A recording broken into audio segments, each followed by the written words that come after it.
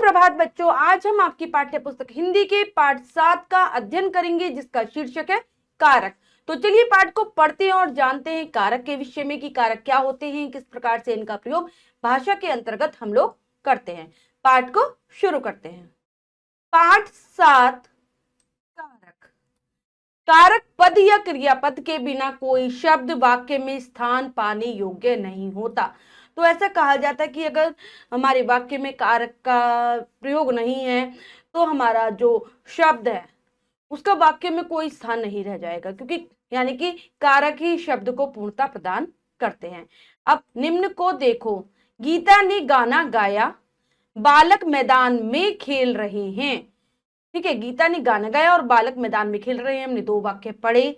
संज्ञा या सर्वनाम ने, को, से, के लिए, पर आदि शब्द चिन्हों द्वारा क्रिया से संबंध प्रकट करते हैं। ये शब्द चिन्ह कारक चिन्ह अथवा पदसर्ग कहलाते हैं। क्या कर रहे हैं यहाँ पर? ये जो संज्ञा है गीता है, बालक है, मैदान है, तो इनमें क्या कर रहे हैं? इनके बाद कुछ चिन्ह आए हैं जैसे ने और में। ये क्या कर रहे हैं? ये इनका संबंध वाक्य के अन्य शब्दों से जोड़ रहे हैं, अन्य शब्दों के साथ इनका संबंध स्थापित कर रहे हैं। तो ये है हमारे कारक चिन्ह या फिर पदसर्ग। परिभाषा है, कारक वाक्य की वह इकाई है जिसके द्वारा संज्ञा अथवा सर्वनाम का अन्य शब्दों से संबंध जोड़ा जाता है। तो संबंध जोड़ने का काम करते हैं कारक। अब आते हैं कारक के भेद। हिंदी में कारक के निम्नलिखित 8 भेद होते हैं, 8 प्रकार हैं। सबसे पहले कर्ता कारक। काम करने वाले को कर्ता कहा जाता है। शब्द का जो रूप क्रिया के करने वाले का बोध कराता है वह कर्ता कारक कहलाता है। कर्ता का क्रिया से सीधा संबंध होता है। इस कारक का विभक्ति चिन्ह ने है। जैसे, तो बच्चों काम को करने वाला क्या है? कर्ता है। तो शब्द का वह रूप जो क्रिया करने का बोध कराता है, यानी कि जिसके द्वारा क्रिया की जाती है, वह है हमारा कर्ता कारक। कर्ता के साथ क्रिया का संबंध होता है, सीधा संबंध होता है। और इसका जो चिन्ह होता है ने, इसको हम चिन्हों को बच्चों हम विभक्ति भी कहते हैं, कारक चिन्ह भी कहते हैं और पदसर्ग भी कहते हैं। तो विभक्ति चिन्ह क्या है? ने। जैसे रमेश ने पुस्तक पढ़ी। इस वाक्य में पढ़ी शब्द क्रिया है और इसे करने वाला कर्ता कौन है? काम को करने वाला कौन है? रमेश। अतः रमेश कर्ता कारक है। कभी कभी कर्ता कारक का प्रयोग विभक्ति चिन्ह के बिना भी होता है। कई बार क्या होता है, हमारे वाक्य में ने चिन्ह नहीं लगा होता, यानी कि कारक चिन्ह नहीं लगा होता कर्ता कारक का। जैसे रवि खेलता है, लड़के पढ़ते हैं। तो यहाँ पर काम किसके द्वारा किया जा रहा है? रवि और लड़के के द्वारा। लेकिन चिन्ह ने नहीं दिया है, लुप्त अवस्था में रहता है बच्चों वो। अब आते हैं कर्म कारक। जिस वस्तु या व्यक्ति पर क्रिया का प्रभाव पड़ता है उसे कर्म कारक कहते हैं। इसका चिन्ह को होता है। जिस पर क्रिया का प्रभाव पड़े वो कर्म है। ठीक है, हमेशा जो क्रिया है वो कर्म को प्रभावित करती है, उस पर प्रभाव डालती है। जैसे पुलिस चोर को पकड़ रही है। इस वाक्य में पकड़ रही क्रिया का प्रभाव चोर पर पड़ रहा है, अतः चोर कर्म कारक है। तो पकड़ रही क्या है? क्रिया है। पुलिस क्या है? कर्ता है, काम को करने वाली। और प्रभाव किस पर पड़ रहा है? क्रिया का चोर पर पड़ रहा है, क्योंकि चोर को पकड़ा जा रहा है, इसलिए चोर क्या हो जाएगा? हमारा कर्म कारक हो जाएगा। विशेष निर्जीव पदार्थों के साथ को पदसर्ग नहीं लगता। कभी कभी सजीव के साथ भी को पदसर्ग नहीं लगता। तो इसमें भी बच्चों कर्ता कारक की तरह होता है। कई बार जो चिन्ह होता है पदसर्ग होता है वो लुप्त अवस्था में रहता है। जैसे बालक पुस्तक पढ़ता है, कर्म क्या हो गया? पुस्तक पढ़ने का प्रभाव, पुस्तक पढ़ रहा है, अतः ये पुस्तक क्या कर्म है और ये कर्म कारक का उदाहरण है। हमने चिड़ियाघर में बंदर देखे। तो क्या आ जाएगा? क्या देखा है हमने? बंदरों को देखा है। तो बंदर क्या हो गया? कर्म। और लेकिन यहाँ पर कोचिन नहीं दिया गया है, तो ये हमारा कर्म कारक है। फिर आते हैं कर्ण कारक। संज्ञा या सर्वनाम के जिस रूप से कार्य को करने के साधन का बोध हो उसे कर्ण कारक कहते हैं। यानी कि क्रिया जिसके द्वारा संपन्न की जाती है, जिस साधन के द्वारा संपन्न होती है, वो साधन कर्ण कारक होता है। जैसे राम बस से दिल्ली गया। तो यहाँ दिल्ली जाने का काम किससे हो रहा है? बस से। तो बस क्या हो गई? कर्ण कारक हो गई और से इसका चिन्ह होता है। यहाँ ले जाने का साधन बस है, अतः बस कर्ण कारक है, इसका चिन्ह से। आगे अगला कारक पढ़ेंगे, संप्रदान कारक। कर्ता जिसके लिए कार्य करता है उसे प्रकट करने वाला रूप संप्रदान कारक कहलाता है। संप्रदान कारक के विभक्ति चिन्ह को, के लिए, के हेतु है। मतलब जिसके लिए क्रिया की जाए उसमें संप्रदान कारक होता है। और चिन्ह क्या होते हैं? को, के लिए, के हेतु। सीमा ने मधु को पेन दिया। तो पेन किसके लिए? मधु के लिए। तो मधु में संप्रदान कारक। यहाँ यह दवा रोगी के हेतु है, तो रोगी में क्या हो जाएगा? संप्रदान कारक। उपयुक्त वाक्यों में मधु व रोगी के लिए कार्य किया जा रहा है, अतः ये संप्रदान कारक है।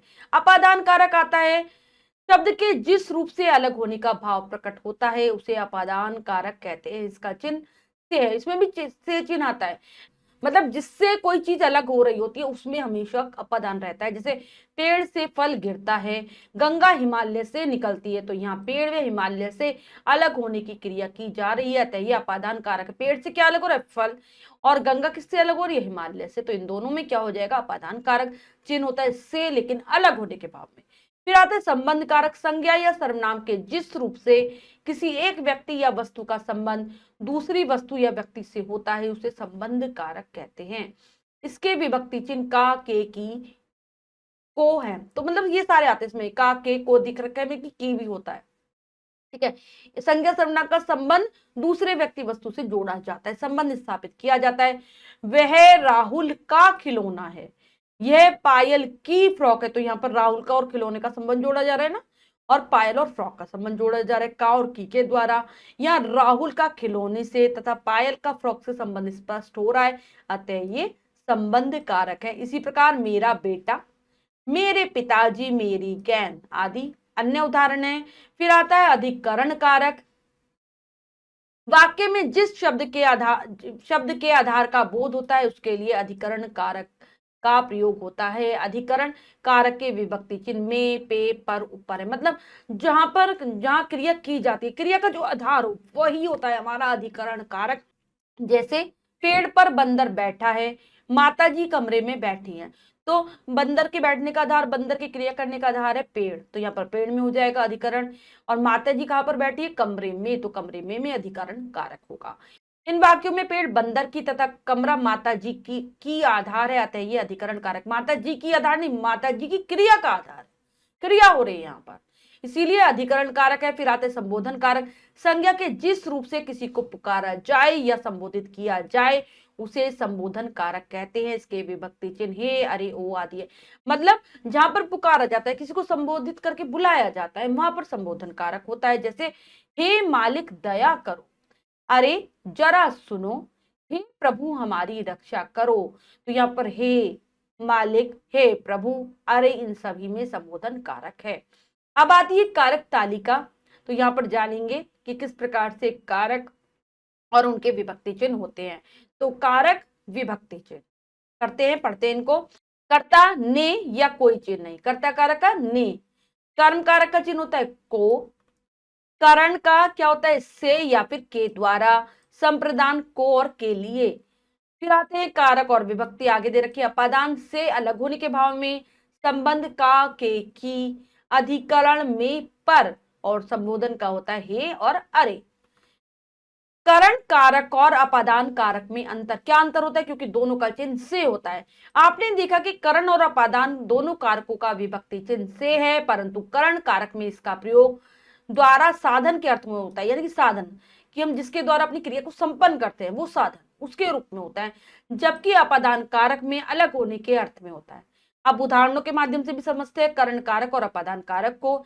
मीरा ने चाकू से सेब काटा, संदीप ने पेन से लिखा। तो यहाँ पर साधन क्या है? चाकू और पेन, ठीक है, जिससे क्रिया हो रही है।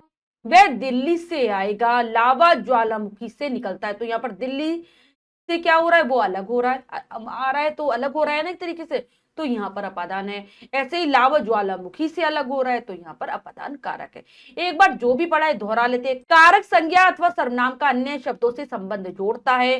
कारक 8 प्रकार के होते हैं: कर्ता, कर्म, करण, संप्रदान, अपादान, संबंध, अधिकरण, संबोधन कारक के प्रकार है। तो हमने बच्चों पाठ को अच्छे से समझकर पढ़ा और दोहरा भी लिया है। अब हम पाठ का अभ्यास कार्य करेंगे। क्या पढ़ा क्या सीखा के अंतर्गत पहला प्रश्न है, निम्नलिखित प्रश्नों के उत्तर लिखो। तो बच्चों इन प्रश्नों के उत्तर आप स्वयं देने का प्रयास करेंगे, कार्य अपनी अभ्यास पुस्तिका में कर लेंगे। अगला है निम्नलिखित विभक्तियों से संबंधित कारकों के नाम लिखो। तो चलिए करते हैं। ने किसकी होती है? कर्ता कारक की, कर्ता कारक। फिर है को, कर्म, कर्म कारक की। फिर है के किसकी है?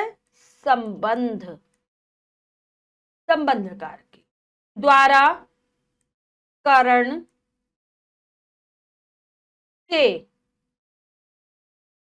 कारण और अपादान दोनों के लिए आता है। हे, संबोधन, संबोधन कारक हो गया।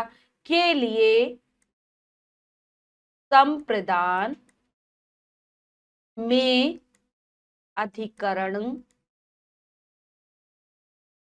अगला है की हमारी कौन से कारक में आती है? संबंध कारक की ये विभक्ति है बच्चों, ठीक है। अगला प्रश्न है, निम्नलिखित वाक्य किस कारक के उदाहरण है, लिखो। तो चलिए करते हैं। गंगा हिमालय से निकलती है, कौन सा कारक हो गया? अपादान कारक। रीता ने दूध पिया, तो कर्ता कारक।